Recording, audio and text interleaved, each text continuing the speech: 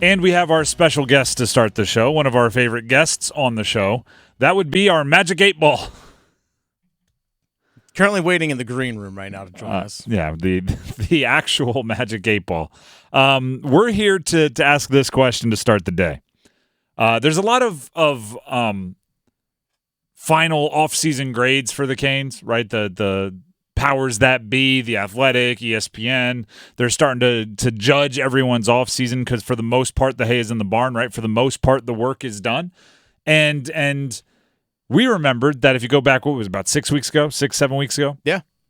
We had, before any decision was made, before any move was made, before any deal was signed, before any longtime Canes stalwart had left, we asked a Magic 8-Ball what to do with each of the big decisions. That we did.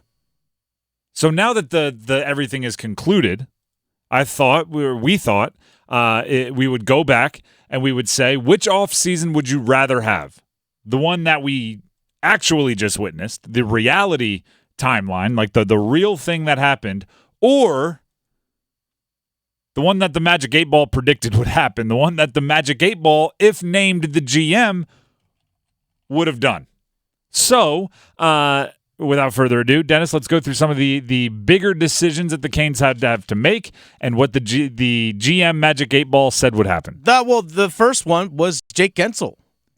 Jake Gensel, is he coming back? We asked 8-Ball once. He said, ask me later. Which, there was a lot of patience in that situation also. Maybe too much. We came back later and asked Jake Gensel, come check with me again. I feel like so we had to get to a third time with the Magic 8-Ball. And then he eventually said no. I feel like that rang out true. That's almost exactly how it ended up exactly playing. how it happened. The Magic 8-Ball told us exactly what was going to happen with Jake Gensel. And predicted it perfectly. And to be honest, it did kind of even bring like the hope back with all. It was like even the emotions of it were just condensed. It was all run. So Jake Gensel's gone. I remember being upset at the Magic 8-Ball at that time, going like, no, there's no way. We need Jake Gensel's priority. Turns out he or she, I don't know, the Magic 8-Ball. The 8-Ball. It was in line with the future GM and front office of the Canes. What else we have? All right, so then Teuvo Teravainen. We asked about Teuvo Teravainen. Said, I better not tell you now. And then eventually later said, yeah, Teuvo Teravainen's going to be coming back. Absolutely. Magic 8-Ball, clearly wrong. I think I'd rather have the reality version. Yeah, I mean, I'd like to have Teuvo back, but opportunity cost and everything and how much he ended up getting paid, I think I'd rather. I'm glad the GM 8-Ball was wrong. What else? GM 8-Ball. We asked, what about Brady Shea? Is Brady Shea coming back? And Magic 8-Ball said, it is decidedly so. This is where it got interesting. Go ahead. Go with the next one, too, because I think it's almost then said Brett Pesce. All right, Brett Pesce coming back. Magic 8-Ball said, without a doubt.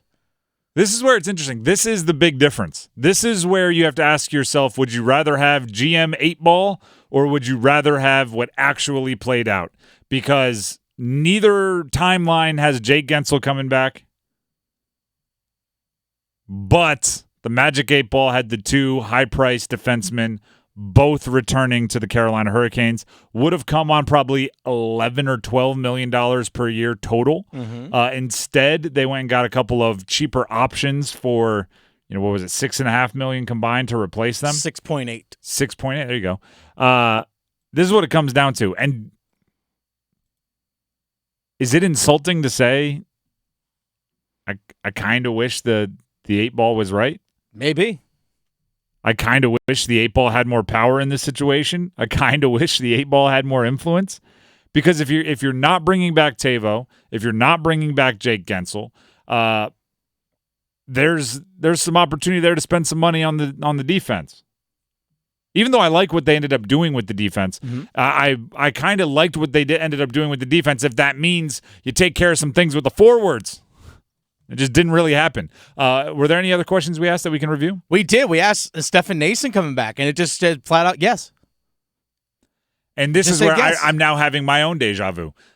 This is where I realized that the Magic 8-Ball loves longtime Canes. Clearly. The Magic 8-Ball is loyal to a fault. Well, we also asked about Jordan Martinook. And at first it said pretty hazy. And That's then fair. it eventually said yes. That's That's exactly kind of how it played out. Things were kind of hazy. Wasn't sure if Jordan Martinook was coming back. And then all of a sudden, just before free agency, boom, Jordan Martinook is returning. That's another one, though. The Magic 8-Ball is loyal to a fault, and if you're loyal to Canes, you're going to be loyal to Jordan Martinook. We also asked about Jalen Chatfield. Magic 8-Ball said, outlook not so good. He is coming back. But he is coming back. I like that version. But we thought based off of, okay, if Shea and Pesci aren't coming back, according to the Magic 8-Ball, well, then you maybe have to bring up a rookie on a cheap contract. And probably would have been Scott Morrow. Or Scott Morrow or whomever. And maybe this is the reason why you can't keep Jalen Chatfield. There are certain aspects of the offseason plan that I can explain away better for the Magic 8-Ball than for what actually happened. By the way, we did ask the Magic 8-Ball a couple other questions, including, is Martin Necas going to get traded? And he said yes. And you asked to a Western Conference team, it also said yes. And we also asked, is a long-term deal going to get done with Seth Jarvis? Magic 8-Ball also said yes. We also asked the Magic 8-Ball, is Eric Tulsky going to be the general manager? And also said yes. So it's got a good accurate batting average. It's not batting 100, but or batting 1,000, but it's up there. But we also asked, do you know how salary caps work, Magic 8-Ball? And it's like, yes, of course I do. It really doesn't, though. But it doesn't. No way all these things could have happened. Back. Or maybe the Magic 8-Ball is just wildly convincing. Maybe. And persuasive, and was going to get all those players to come back on very charming 50% hometown discounts. Very charming. Brady Shea, you're making $4 million. The Magic 8-Ball is wildly loyal and expects nothing but that same loyalty in return. That sounds like some actual GMs.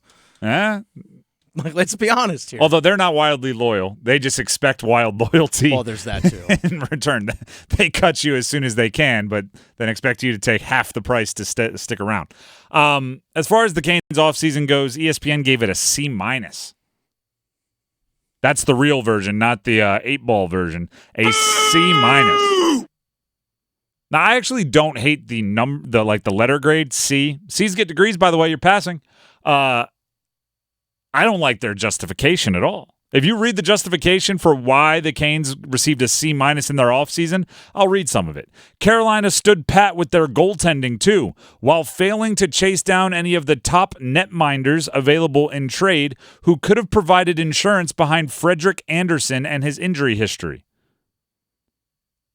Now, I think the Canes had a lot of things on their to-do list this offseason, and maybe even, goaltender could have been on it. But that would have been to replace Freddie Andersen, not to provide insurance behind Freddie. The insurance worked perfectly with Freddie Andersen. Freddie Andersen got hurt for 3.5 months last year, and they had the proper insurance to go in there and play well enough to be the third best team in the regular season. Yeah, Pyotr Kochetkov started 40 games last season. If Pyotr Kochetkov is just Freddie insurance, he is great Freddie insurance. Great insurance. The write-up was also kind of snarky, mean to the Canes. By the way, no big-time goaltenders moved this offseason. And definitely none of them to be insurance. No, yeah. Stooges. The biggest thing, the article says, might have been losing Gensel, who Carolina went all in to acquire at the trade deadline with the hope that he'd be a long-term piece of their offense. But hey, the Hurricane, that's literally what it said. They wrote, but hey. But hey. Which just adds a little bit of snark. But hey, the Hurricanes got a third-round pick from Tampa Bay for Gensel's signing rights, and that's about the best move they've made all spring. That's snarky mean. Bruh. I don't think anything that has to do with Gensel leaving was the best move they made all spring. Getting a third-round pick back in a future draft. That is a good question, though. What is the best move of the offseason? It's not getting a third-round pick for the rights to Jake Gensel. I'll tell you what the best move is. Yet to be done yet. Long-term Jarvis, baby. Long-term Jarvis. The best is yet to come.